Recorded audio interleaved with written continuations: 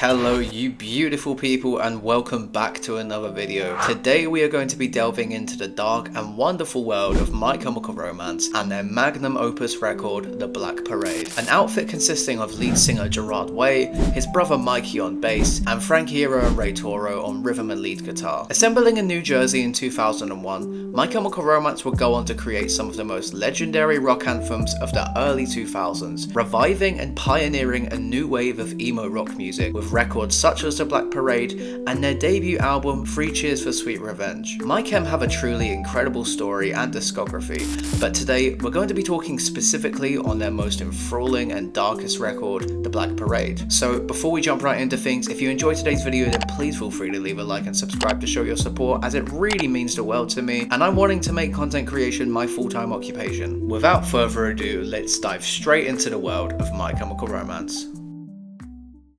Debuting with 3 Cheers for Sweet Revenge in 2004, My Chem have always delivered a bold message from the start. Gerard Way worked for Cartoon Network prior to starting the band, and from a young age has always had a deep intensive interest of graphic novels and comics, taking these transferable skills into the concepts and narratives of My Chem's albums, with dark and gothic stories behind their early works. Gerard's imagination and lyrical storytelling is one of the many things that makes My Chem so unique and special. The narrative of 3 Cheers is simple. 2 lovers separated by death in a gunfire. The man dies and speaks to the devil in his passing to find out his lover is still alive. The man makes a deal with the devil in promise of being reunited with his lover to bring the devil the souls of 1,000 evil men. It's a chilling, iconic story full of gothic fantasy, and Gerard states was heavily inspired by Scott Pilgrim. Gerard designed the album cover himself, and his vivid imagination was paving the way for an even grander project like The Black Parade, and it would only be another 2 years until the band did release The Black Parade. The album once again tells another enchanting and heartbreaking story about life and death, following the narrative of an individual we know as the patient, a dying cancer patient in the process of going into the afterlife, with the notion of death coming for them in the form of their fondest memory. For this dying individual, that would be his father taking him to see a parade as a child, hence The Black Parade. Outside of this story, the concept is extremely comforting yet heart-wrenching at the same time. The concept that death comes for you in the form of your fondest memory. It takes the bleakness of dying and paints it in an enthralling fantasy. Cancer being a very common illness, the story touched millions worldwide, and the band had completed their mission in creating something timeless and monumental. The album opens with the 2 tracks, The End/Dead. The very first thing you hear is the beeping of a heart monitor during the end, ironically being placed at the beginning, but sets up the story clearly. At the end of this track, we hear the heart monitor flatline as we transition into Dead. The patient has now passed into the afterlife and is officially dead.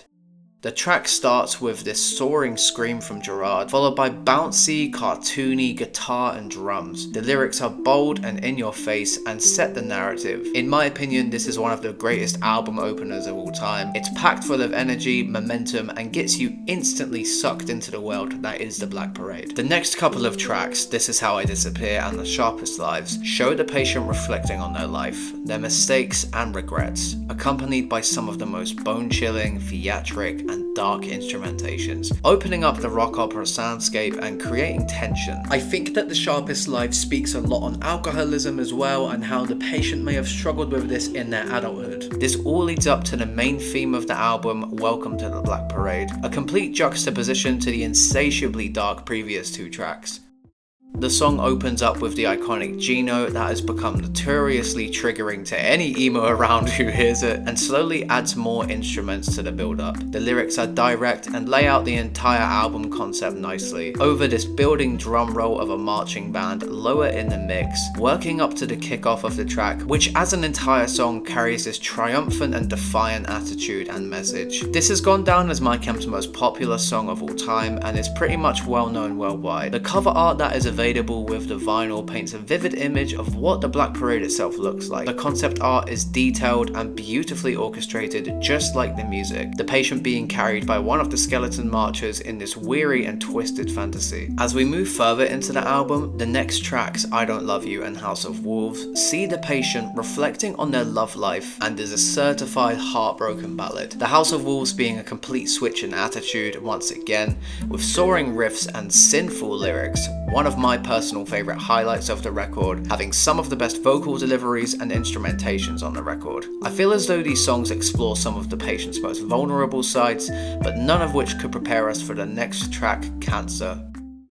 Up until this point, the album has been packed with highs and lows. Cancer is the most heartbreaking song on the album, speaking on the dreadful illness, a message that touched millions worldwide and a lot of people can connect with. The lyrics are cold and honest. My lips are chapped and faded, bury me in all of my favourite colours. I'm just soggy from the chemo, but counting down the days to go. Gerard's lyricism is extremely poetic and spellbinding and knows how to provoke emotions in the listener. Piano takes the lead with the instrumental of Cancer, further creating this saddening atmosphere. From here onwards, we move into the next act of the album, featuring some of the darkest and most haunting songs on the Black Parade, Mama and Sleep. Mama takes away from the narrative of the patient, whether it is about him or another individual.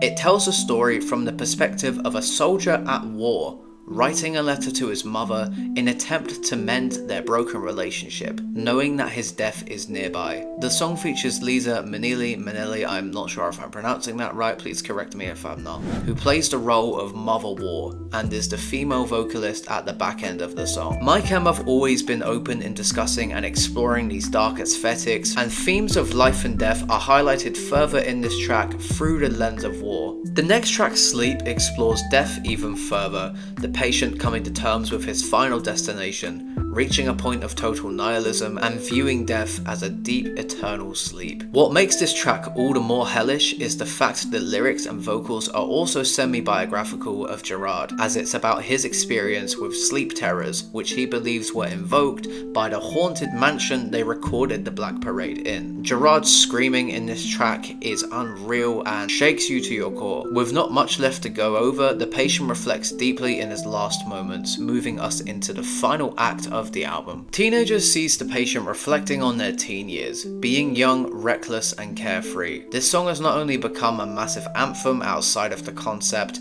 but is one of my personal favourite tracks out of the record. Outside the narrative of the album, Teenagers is a song Gerard had written to convey the unfair prejudice against teenagers and their freedom and carefree lifestyles being confused for recklessness. Lyrics such as Another Cog in the Murder Machine, as well as the music video, are indicative that society and parents attempt to make their children in their perfect image. Teenagers takes away from the main narrative of the album, but does slot in nicely when we see it through the perspective of the patient. Then again, the album is a concept record and some things are subjective. It really is up to the listener to decide, but it's a fun break away from the dark and haunting overall theme of the Black Parade nonetheless. Teenagers is then followed by Disenchanted, throwing us back into the sorrowing story. Lyrics read, "You're just a sad song with nothing to say, about a lifelong wait from a hospital stay." It displays themes of nihilism through its lyrics with more of a light-hearted instrumental, the opening guitar feeling somewhat hopeful and feeding gracefully into the final track of the album, Famous Last Words. At this point in the record, Patient is far gone, but the band wraps the finale up with a hopeful message of defiance. I am not afraid to keep on living. I am not afraid to walk this world alone. I believe the lyric "Nothing you can say can stop me from going home," which is the last lyric we hear in this track, is derivative from the patient seeing their death as them going home, rejoicing in their final moments, going to their final destination and passing into the afterlife, being taken by death in the form of their fondest memory,